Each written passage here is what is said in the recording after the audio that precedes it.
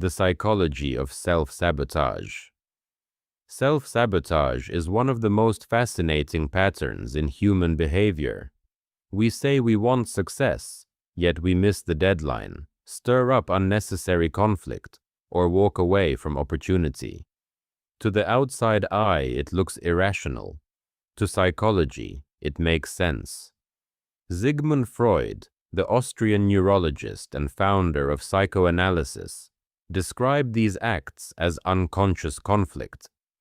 Beneath the surface, competing fears and desires collide, and our behavior reflects that hidden struggle. Decades later, Roy Baumeister, an American social psychologist best known for his research on self-regulation, called it self-handicapping. We create obstacles for ourselves so that if we fail, pride remains intact. Failure can be blamed on the obstacle, not on us. The cognitive tradition refined this further. Albert Ellis, the American clinical psychologist who created rational emotive behavior therapy, showed how irrational beliefs fuel sabotage. Thoughts like, "I must be perfect," or "If I fail, I am worthless."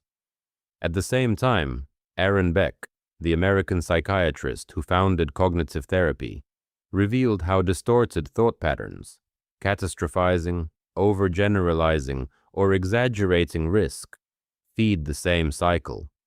Ellis emphasized beliefs. Beck studied cognitions.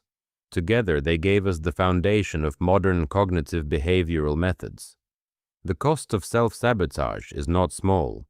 It limits careers, strains relationships, and generates a cycle of guilt and stress that deepens over time. Abraham Maslow, the American humanistic psychologist famous for his hierarchy of needs, pointed us to a different horizon.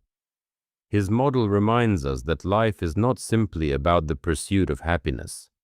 Happiness is fleeting, tied to chemicals in the brain, pleasant but temporary.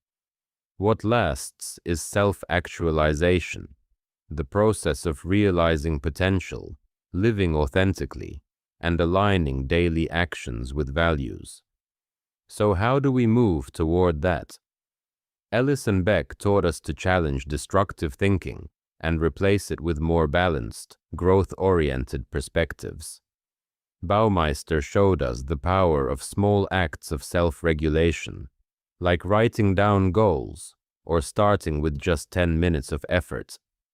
Stephen Hayes, the American clinical psychologist who developed acceptance and commitment therapy, reminded us that we do not need to fight every self-critical thought.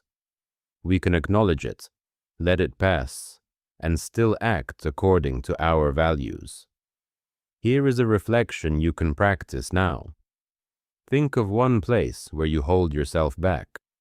Ask yourself, what belief sits behind this? Then rewrite it in a way that promotes growth. Not "if I try, I'll fail," but "if I try, I'll learn." Self-sabotage will always whisper. The task is not to silence it, but to rise above it. Growth, not temporary happiness, is the true compass. And psychology has shown us time and again that the way out of sabotage is the way into self-actualization. Thank you for listening.